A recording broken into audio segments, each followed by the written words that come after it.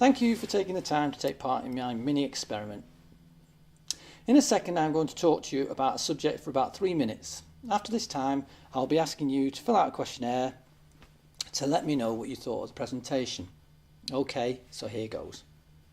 The topic: the unsung musical heroes of the 60s. I'd like to tell you a story of an unlikely group of musicians who ended up becoming the unsung musical heroes of the 60s decade, and who are still not known by many so-called musical experts to this day. Hopefully most of you will know little or nothing about the style of music they became famous for, so on that assumption we'll start at the very beginning. In the early to mid-60s, a new form of black American music was born out of a fusion of all the black music that had gone before it, such as rhythm and blues, jazz and church gospel. Because its focus was on the emotions of the voice, the music came to be known as soul. Soul music was an American creation, with every city which had a black population starting to create its own sound. Due to the low cost at that time of setting up a record label in the United States and the possible high returns that could be made if a record became a hit, many budding young entrepreneurs, both black and white, tried their hand at it. In those days, most cities and even some towns had their own labels, with a roster of artists signed to them. One such label started to become very popular, and as its popularity grew, its owner, Berry Gordy Jr., shrewdly started to buy up all the other local labels in the area. These included the popular Golden World and Rick-Tick. This did two things. It increased his roster of artists, but it also eradicated the local competition. The city Detroit, where his label was based, was known more for making cars than making records at that time, and so Berry decided to call his label Motown, an abbreviation for Motor Town. His first break came with a record he had co-wrote entitled Money, That's What I Want, sang by Barrett Strong, which later on was covered by no less than the Beatles, as well as a myriad of other famous artists.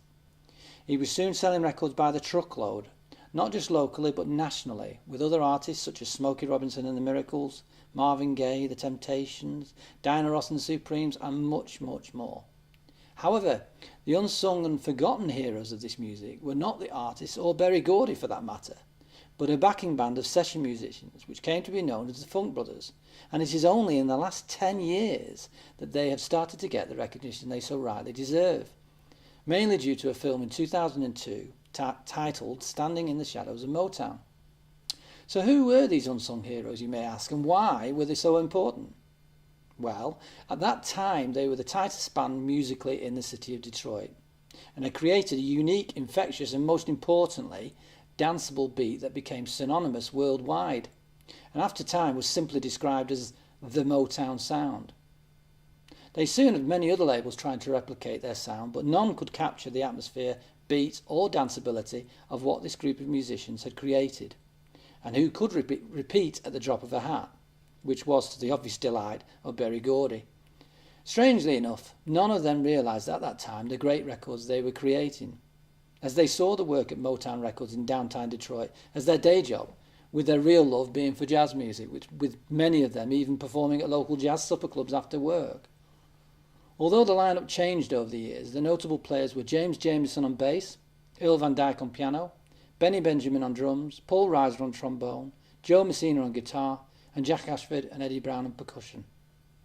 There were many other musicians who played for short periods, notably Bob Babbitt on bass and Dennis Coffey on guitar, but these were the mainstays that made up the Funk Brothers. Facts that may shock many a music lover of the period are that they together appeared on more #1 hits than Elvis Presley, the Beatles, the Rolling Stones and the Beach Boys combined. Many a Motown aficionado think that the best period for the label in regards to quality of output was the period before the label moved to Los Angeles, which started to happen around 1969 and completed in 1972, with the main reason being that many of the musicians who made up the Funk Brothers did not make the move, and the fact that some of the best songwriters, Eddie and Brian Holland and Lamont Dozier, had left after an argument over royalty payments. So, if you're still awake, let's see what you remember. What was the name of the label owner? Was it Jerry Jamerson, Berry Gordy, Berry Benjamin? You choose.